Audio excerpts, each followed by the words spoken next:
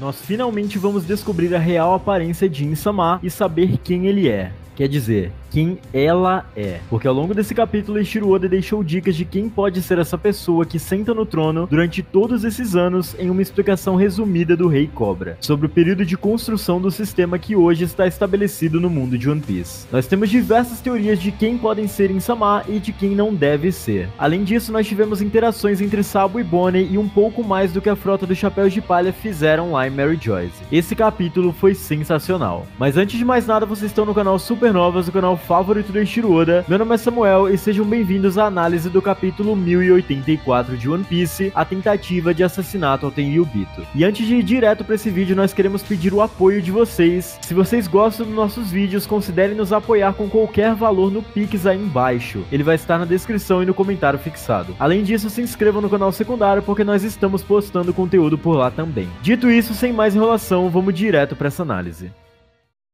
O nome desse capítulo é Tentativa de Assassinato ao Tenryubito, como dissemos anteriormente, e isso está diretamente relacionado à forma como a notícia foi divulgada no jornal de Morgans, já que o capítulo na verdade não é sobre isso. Em nenhum momento os revolucionários tinham isso em mente. Como o próprio Sabo disse anteriormente, a missão deles ali era de declarar guerra ao destruir o símbolo dos Tenryubitos, resgatar o Kuma e libertar o máximo de escravos possível. E como isso se trata de um flashback, esse nome Tentativa de Assassinato acaba fazendo sentido porque sabemos o que aconteceu no futuro. O capítulo começa justamente assim, com Sabo correndo e derrotando alguns soldados em busca das chaves para libertar os escravos, e nisso ele encontra Bonnie, e vai direto ao ponto e diz que ambos têm objetivos em comum e que o motivo dela confiar nele é por conhecer bem as intenções do exército revolucionário. Ou seja, o Oda juntou esses dois personagens bem rapidamente e como eles são tão bem desenvolvidos, a gente não estranha essa aliança ter acontecido de maneira tão rápida. Só que é aquilo, como se passa no passado, acabamos recebendo informações que nós já sabíamos, como o fato de Bonnie querer ir para Egghead em busca de Vegapunk para recuperar a consciência de Kuma e Sabo falar que vai na direção oposta, ou seja, o reino de Lulúzia que fica no paraíso. A cena termina com Sabo segurando Bonnie rapidamente para se esconderem, enquanto eles escutam uma conversa intrigante entre alguns soldados, que comentam o fato de terem visto algo no Salão Fantasma, o que é claro chama a atenção de Sabo, que futuramente vai ter a curiosidade e vai acabar descobrindo o que é isso. E por favor, Oda, não demore para nos mostrar essa cena. Bom, mas agora nós vamos para a parte que vocês realmente querem ver. Na página seguinte podemos ver Rei Cobra conversando com os Gorosei, que o tratam respeitosamente e o deixam falar. Até porque se ele sabe de algo, os velhos com certeza vão querer ouvir com muita atenção para que depois eles possam agir. E é exatamente isso que eles fazem. Aqui nós temos uma longa conversa com informações que nós já sabíamos e algumas novas informações. Cobra fala com os Gorosei sobre a rainha Lily de Alabasta. O governo mundial foi fundado há 800 anos com a junção de 20 monarcas que foram morar na Terra Sagrada. E como esse novo sistema foi criado a partir desse ponto, eles foram considerados os criadores desse mundo. É claro que todos os 20 deveriam ser considerados iguais, e por isso foi criado o trono vazio, simbolizando exatamente isso. Ninguém naquele lugar era maior do que ninguém e nem menor. Um lugar relativamente igualitário para todos esses monarcas. Por isso, existem várias espadas em volta desse trono, porque essas espadas eram desses reis que fizeram o juramento de não se sentar naquele lugar. A partir daqui, as coisas ficam mais interessantes, porque o Oda nos apresenta a Lily, e essas falas podem determinar o que exatamente ela é e o que ela tem a ver com Insama. Os pontos são os seguintes: ela foi uma das 20 fundadoras do governo mundial no passado, mas se recusou a se tornar uma Tenryubito. Ou seja, ela tem parte sim na criação desse novo sistema, mas por algum motivo ela não quis se tornar um dragão celestial, e pode ter diversos motivos para que isso tenha ocorrido, variando de explicações mais simples ou outras mais complexas. Nós vamos falar mais disso mais à frente. Outro ponto é, ela retorna para o seu reino de Alabasta, sendo o único reino a ter o mesmo governante do período anterior, porque todos os outros tiveram sua história apagada e um novo governante escolhido a dedo. Ou seja, apenas os Nefertari são originalmente a família que vem do século perdido, sem ter sido alterada. Todos os outros reinos que nós conhecemos em One Piece vieram a partir das ordens de 800 anos atrás. Bom, pelo menos isso dentro dos 20 desses reinos, porque acreditamos que o Wano também tem suas origens do século perdido por ser totalmente completamente isolada.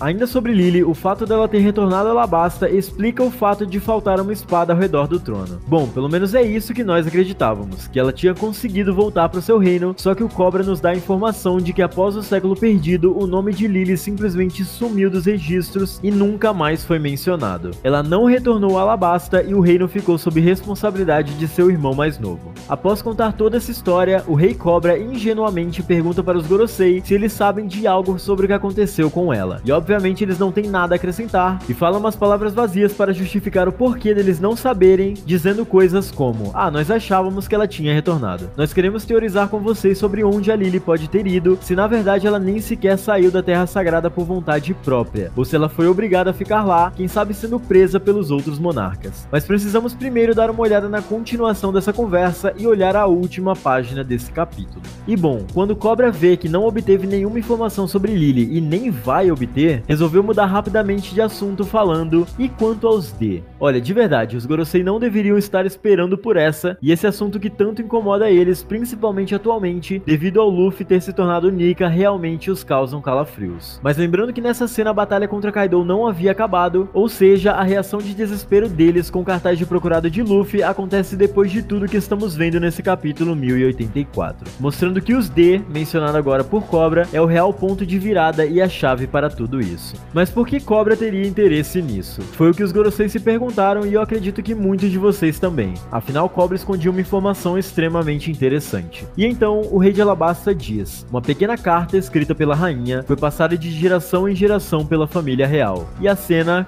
corta. Maldito Oda. Cara, isso daqui é muito absurdo porque não temos a conclusão dessa conversa nesse capítulo e só podemos teorizar sobre isso. Essa fala pode muito bem simbolizar que Lily não é Insama como muitos imaginavam, já que ela deixa uma carta sobre os D, que como nós sabemos são os inimigos naturais dos deuses. Ou seja, não faz sentido o vilão da obra, ou vilã, deixar uma carta justamente sobre esses inimigos para as próximas gerações, para que elas possam ter conhecimento sobre isso. Não sabemos o que exatamente estava escrito naquela carta, mas provavelmente não é algo extremamente revelador, já que se fosse revelador, Cobra não estaria falando sobre essa carta para eles. Isso deve ser mais sobre a família D em si e não sobre os objetivos desse clã. Afinal, esse diálogo todo desses personagens é sobre as grandes famílias de One Piece. E após o Oda meter a faca Tramontina na conversa dos velhos, nós vamos para a parte exterior do castelo, onde mais uma vez um Tenryubito está fazendo o que sabe fazer de melhor, ser um babaca. E é aquele mesmo dragão celestial que levou um soco do Luffy. Bem que o Oda poderia dar uma variada. Parece que tem só esse cara para ser utilizado e a gente já tá com raiva suficiente dele. Não aguento mais ver a cara desse sujeito. Mas vamos para o que interessa. Resumidamente, São Charles captura Shirahoshi, mas Sai e Léo, dois membros da frota do Chapéu de Palha, o derrotam e salvam a Princesa Sereia, mostrando que assim como seu capitão, eles não se curvam para nada e para ninguém. A sorte deles é a presença dos revolucionários que estavam por lá, com a proposta de ocasionar uma guerra contra o governo mundial. Isso acaba voltando a atenção dos almirantes para eles, fazendo com que Sai e Léo saiam vivos da cena. E nessa mesma página,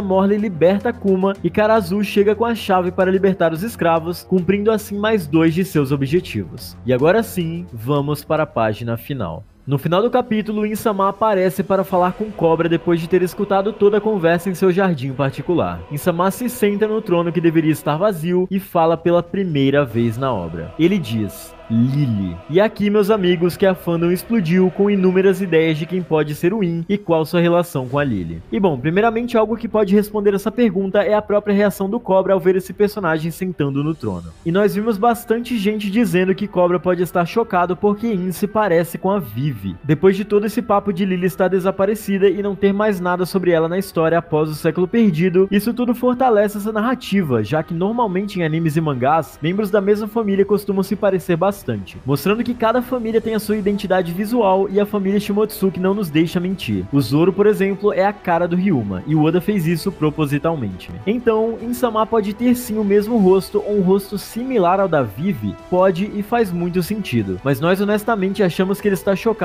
por ver alguém sentado no trono vazio. Isso é algo que com certeza chocaria, assim como chocou o próprio Sabo. E outra coisa, nós não sabemos se Cobra consegue enxergar o rosto de Insama a essa distância, ou se essa sombra sombras em volta dele aparecem apenas para nós leitores. Mas parece muito que In anda completamente coberto, inclusive dá para ver uma peça de sua roupa como se fosse um véu. E é natural que ele ande completamente coberto, já que não pode ser revelado para ninguém. Caso Lily seja realmente In-sama, e não vamos descartar essa possibilidade tão fácil assim, ela pode ter passado pela cirurgia perene como muitos já haviam teorizado e nós também. Que In foi um dos personagens que passaram por essa cirurgia e agora são imortais. Faz muito sentido que os Gorosei se curvem a alguém que tem total conhecimento da história e que vivenciou essa história, passando pelo processo de criação desse novo sistema e tem poder para destruir ilhas inteiras quando ele bem quiser. E Lily acaba sendo a única personagem desse tempo que não sabemos exatamente o que aconteceu, o que a torna uma ótima candidata a ser o In. Ela não quis ir para Alabasta com pensamento maldoso ou ela não foi permitida sair da Terra Sagrada. O fato é, não jurar lealdade e não fazer o juramento ao trono com certeza criou um mal-estar com os outros monarcas de seu tempo. E é aqui que a charada pode ser matada. Vamos voltar alguns capítulos, especificamente no 908. Em um lugar vazio chamado Salão das Flores, um personagem desconhecido está parado observando a beleza daquele local e da borboleta que pousa em seus dedos. Atrás dessa figura tem uma espada. Não são várias, não duas, nem três, nem quatro, apenas uma. Ou seja, isso não é um elemento apenas para decoração. Hoje existe uma forte possibilidade que essa espada pertencia a Lily, e essa é a espada que deveria ser cravada ao redor do trono, mas não, ela está nesse jardim. Curiosamente sendo cravada na foto da princesa sereia Shirahoshi, a Poseidon, simbolizando que ela é um dos alvos de In, e ao redor existem outras imagens como a de Barba Negra e Luffy, que são dois membros da família D. Mas por que diabos a foto da Vivi estaria ali? Não só isso, a foto segurada por In-sama era a foto de Vivi, possivelmente sendo ela a pessoa que In queria apagar da história. E é impressionante como à medida que o tempo vai passando, certas coisas em One Piece podem ser interpretadas de outras formas, e novas teorias surgem. Isso aqui é simplesmente fenomenal. Se de um lado temos Lily como candidata a ser o In, do outro temos a ideia totalmente oposta. Afinal, por que ela iria querer matar alguém de sua própria família? Por que Cobra foi assassinado no evento da Reverie? Que motivos Lily teria para condenar sua própria linhagem? Muitas peças se encaixam na teoria e outras não. Então quem poderia ser o In? Galera, nós vamos fazer um vídeo exatamente sobre isso, mas temos algumas possibilidades que podem estar relacionadas ou não com essa personagem que o Oda acabou de introduzir na obra. O nome Lily em si deriva do latim Lilium, com origem inglesa e que quer dizer lírio. E o In-sama, desde que foi apresentado na obra, ele tem uma fixação por flores. Até porque todas as vezes que ele é visto sozinho na obra, ele está no Salão das Flores e ele parece gostar desse ambiente. Além disso, nós temos a relação desse personagem com as 7 famílias dos D, com a presença dele nas câmaras congeladas que ficam no subsolo de Marijoa. O que não faz sentido aqui é o único fato da Lily ter feito uma carta sobre a família dos D e essa carta ter sido passada à sua família, os Nefertari em Alabasta. Se In-sama fosse essa personagem, ela muito provavelmente não mataria sua própria família, e é isso a única coisa que quebra um pouco dessa teoria. Porém, todo o resto se encaixa muito. Mas por outro lado, essa fixação por flores e o nome Lily, ela pode ter literalmente uma relação oposta. In-sama pode ter sido inimigo mortal de Lily no passado, ou ele pode ter tido inveja do que ela construiu, ou até uma relação de afeto e proximidade com essa personagem, mas quando ela decidiu não se juntar aos Teriubitos, algo mudou no coração de In-sama. Nós apostamos mais nessa teoria, pelo fato de não fazer muito sentido o Oda introduzir um personagem e no futuro ele matar a sua própria família, mas tudo ainda está muito aberto. A introdução desse personagem foi uma jogada genial por parte do Oda. Ele nos deixou com uma pulga atrás da orelha com mais um personagem introduzido totalmente do nada, cuja única informação sobre ele é o nome, assim como In-sama, e nós provavelmente teremos desenrolares disso no futuro e nos próximos capítulos de One Piece. Provavelmente o Oda não vai finalizar esse flashback agora, nós vamos voltar primeiro para o presente, porque essa informação é muito pesada para ele passar de uma vez, mas nós esperamos muito que não demore tanto para ele nos revelar esse segredo.